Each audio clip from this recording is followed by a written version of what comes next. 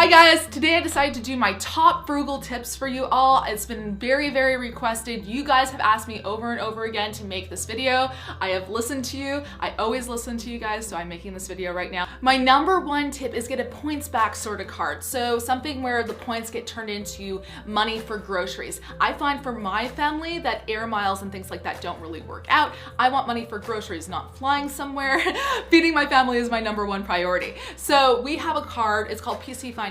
We are not affiliated with the company. We've never really talked to the company. We just use them. So I'm not partnered with them. This is just me using a company. We get our points. We go to the grocery store. We spend those points on groceries. And it makes sense for us as a family to spend money on things like potatoes rather than things like flying somewhere. So those points really do add up. We get lots of grocery money back. We really, really like it. If you're going to use a credit card, you should be using the money towards certain things like trying to live. We also make sure to never spend money we don't have. So our credit card is always at zero. It is always paid off. If we spend money on groceries, we immediately cover that money with money we already have. So we get the points, which is the perk, without being in debt, which is definitely not something we want to do. That said, if you can get away with not having a credit card, definitely do that. But we need a credit card just in case of emergency. It makes sense for us, but definitely if you do not need a credit card, don't get one. And be careful if you do have a credit card to always pay off your debt. It makes sense because you'll have a great credit score if you have a credit card, but you really just don't want to be in debt. Tip number 2 is always have a budget when grocery shopping or shopping anywhere at all. And what we do is we go to our local farmers market. The produce there is much cheaper than it would be in any grocery store. We get to talk to the people, so most of the time the people who grew it, and we know what's going into our bodies. We get to choose what tomatoes we want. We get produce that is in season, that is local to us, which is better for the environment and better for our bodies in general.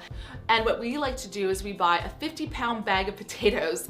And because I have celiac disease, so I can't eat gluten, the rest of my family doesn't eat gluten because I can easily get contaminated with gluten. We eat things like big bags. We buy things in bulk, like big bags of rice in like 50-pound bags or 50-pound bags of potatoes, and that is what we eat. And it's much cheaper to buy in bulk and in season. So definitely 2 things you should do if you're trying to live frugal.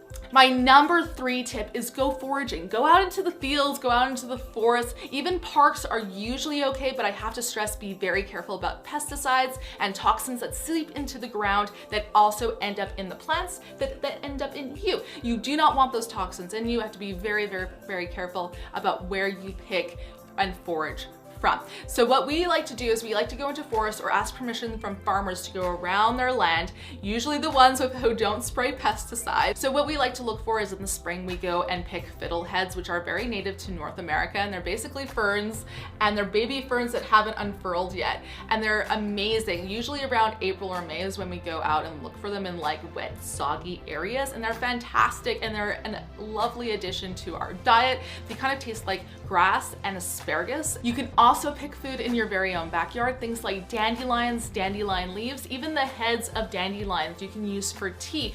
The leaves are amazing in salads, and they're a welcome addition to any diet. Foraging for edible plants is actually better for you because there's a ton of nutrients in that soil that will end up into the food itself. It's amazing, and it's actually better for you than going to a farmer's market and buying from a farmer whose soil has been turned over and over and over again. So there's a lot of nutrients packed into little simple plants that you can even find in your backyard. Dandelions, you can use the heads for tea, and the leaves you can put into a salad or steam with some asparagus. It's amazing, and it's so easy. My number 4 tip is grow your own food. It is so easy and so inexpensive to grow your own food. All you really need is a bucket. What I like to do is I like to go around my neighborhood on trash day or recycling day, and my neighbors throw out perfectly good trash. It's crazy. They throw out things like flower pots or buckets that I just drill the hole in the bottom, and it becomes a perfect gardening container. And I just fill that with dirt, put in some seeds, and grow my own food for the summer. It's a super cheap way, and it costs like a couple of dollars for the seeds. I get so much plant food from it doing it, and it can be super cheap if you use rainwater or use gray water. All you really have to do is unscrew a pipe at the bottom of your sink, and you can aim that water into a bucket that you can use in your garden. And it's fantastic if you use things like biodegradable soap. That soap won't hurt your plants, and it's amazing to use. It is super, super cheap to grow your own food. I cannot stress this enough. You can grow food so easily. You have the power, and it's so easy to do. I know I said easy like 20 times, but it's so easy to do. It costs me maybe $1 or $2 to buy the seeds at a local dollar store or a supermarket or a nursery, or I can even order online for mere pennies. My number 5 tip is join a local free cycle or free and cheap group or frugal mommy group. It is so easy to get rid of things we don't need, that our kids have outgrown, and give it to people who do need those things. And if you need something, you can take from other people as well. It's an awesome way to be more eco-conscious, to make sure clothing and other products don't end up in landfills, and it's free, so it definitely cuts down on your budget. What we like to do is we like to go to a local swap every month. We bring in things that our kids have outgrown, and we take clothing that they do need. It's free, it's cheap for everybody, and we get to share with other people too, which I really like. My number 6 tip is clean with these 2 products, vinegar and Dr. Bronner's. Those are the only 2 products you need to clean everything in your house, including yourself, your bathroom, your toilet, your dishes, everything you can clean with that stuff. So if you want to get super cheap, clean with vinegar and Dr. Bronner's. Technically, you could even replace the Dr. Bronner's with baking soda, and then you'd get super cheap. But if you do feel the need for soap, definitely get Dr. Bronner's. Number 7 tip is don't eat out ever, unless you have a free meal thing. And even then, you don't want to spend money on other things, so just don't eat out ever. It makes sense to bring things you prepare at home places with you. So if you're going to be going to work, bring a bag to lunch. If you're going to school, bring a bag to lunch. If you're going on a trip, bring some snacks that you already have that you can prepare at home. It doesn't make sense to pay someone else to make food for you if you can make it yourself. My number 8 tip is don't read free newspapers, don't read the flyers. It is all junk mail. Unsubscribe from every store that you are getting an email from. They are just trying to get you to read it so that you go online and look at it, or trying to get you into the store to use a coupon that you otherwise wouldn't need. Definitely don't look at this stuff. You don't need it. Stick to your budget. Buy things when they're on sale, yes, but only if you need them. Number 9 tip is buy things on sale or on clearance. What we like to do is we like to go around the store and try to find things that have stickers on them that say they're on clearance or heavily reduced in price because they're about to expire or have already expired. They're usually super cheap that way. We have bought things that were originally $20 for just $2 because they're expiring and no one wants to buy them. Expiry date is just a guideline really, and usually things are good way past the expiry date. We have bought things like vegan cheese that was originally like $10 for 25 cents. It's a super awesome way to save a ton of money. And my next tip, I'm not even sure which number I'm on anymore. I have so many tips for you guys. What we like to do is we eat 3 main things, or we base our meals around these 3 things. We eat beans, rice, and potatoes. I swear they're the cheapest things you can possibly buy on a Whole Foods vegan diet. Eating a Whole Foods vegan diet is cheaper than eating any other diet. It is super cheap to eat it, super cheap to go grocery shopping. And what we usually do is for our family of 4 to eat in a week, we spend about under $100 for sure for all of us to eat, and sometimes even under $50 in a week if we're good with finding deals. My next tip is a highly controversial tip, I know, but it's dumpster dive. Grocery stores and other stores throw out perfectly good, safe products for no reason at all, just because they may have expired or could be expiring, which means they're perfectly fine. And they are sitting in dumpsters perfectly fine for you to take for free. It is legal where I am to dumpster dive, though I must say we're currently not dumpster diving, but definitely check out your state laws if you are dumpster diving. There's this man called Rob Greenfield, I believe, who will pay your dumpster diving ticket if you do get caught dumpster diving and get fined. He will pay your ticket for you.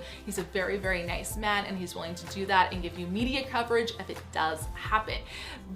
It is insane to me that stores are throwing out perfectly good products when there are people in North America who are hungry. It makes no sense. And the only reason they're doing it is because of corporate overhang and politics. It makes no sense. So if your family needs food and you don't have the money for it, definitely go dumpster diving. Though I must stress right now, my family is not doing that. We are not currently doing this. It's just a good way to cut down on costs and be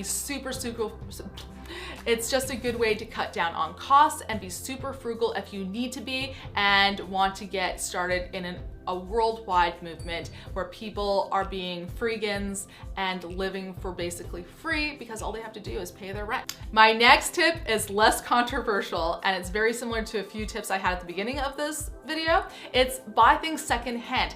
We have gotten products that were like $500 for $40. It's crazy how much people are willing to pay for items that we get for a couple of dollars. So definitely join things like Craigslist or Kijiji to hunt for things that are secondhand. Buy your car secondhand, buy your clothes secondhand, buy any electronics secondhand. It just makes sense and you save those items from going into the landfill. Definitely vote with your money. Companies make products because people will buy them. So they will reduce their product making production if you buy secondhand because you're voting with your money. You're not giving it to the company any longer. That money has already been given to the company. You save a ton of money. My next tip, and probably the most important tip on this list, is don't buy trendy items. It doesn't make sense to try to keep up with other people. Styles change, fashion changes, things are cool and then not cool. It doesn't make any sense to even pay attention to it, in my opinion.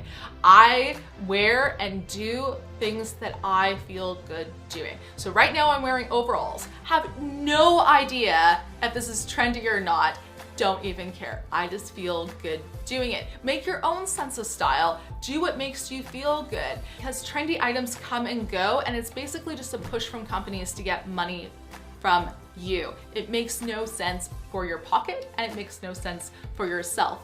Trendy items are put in place just so companies can make money. And also it really encourages you to not be envious of other people. You don't need the latest tech gadget. You don't need to upgrade to the best thing, latest thing. It's not better than what you have if what you have is working for you and you don't need it. So definitely something to pay attention to. You don't need trendy items. My last tip, and possibly the tip that has worked the best for us, is becoming minimalist. We are very intentional about what we bring into our home. It prevents us from shopping because we don't want to bring more clutter and stuff into our home. We are always constantly evaluating what we have and what we can give away to other people in our home because it just makes sense to let it back into the universe if you no longer need it. I have really changed my views on what I think is clutter because if I'm not using it, I don't need it. Now this tip is probably a controversial tip for some people because they feel very sentimental about some things, and that is totally okay. You have your own journey, I have mine. I'm just sharing what has worked for my family. Being minimalist has encouraged us to not spend money on things like more clothing because we have enough clothing. The kids have enough toys. You know, we have enough things for the kitchen, and really encourages me to look around and see what I'm using. I have found that the less I use, the less I need, and the more I can get rid of. Do we really need so much silverware? No. Do we need so many bowls? No. Does my kid need 20 t-shirts? Absolutely not. These are all areas that I have downsized in that has helped us a ton. And what I find is, as a mother, I end up doing less stuff during the day, which gives me more time with my kids. So I do less dishes, I do less laundry, I'm picking up less toys on the floor. My kids have enough toys if they are playing with them, and that makes sense to me. I have enough stuff because I have enough clothes to wear. That's really all I need, and that has helped me a ton. Yes, I know it's a little bit controversial to some to minimize so drastically in so many areas of your life, but if you don't need something, it just makes sense to me to let it into the universe so someone else can have it. Those are my tips, guys. I hope some of them help you get into frugal living or getting out of debt. That's what we're doing currently. We're getting out of debt slowly. We started with $60K worth of debt caused by legal fees and by going to school and going to university and things like that. And so we're slowly decreasing that amount. I believe we're around 50K now, slowly decreasing. We started this year trying to pay off all our debt. So there you have it. Thank you so much for watching. Have an amazing week. Peace. Get dirty. Stay magical.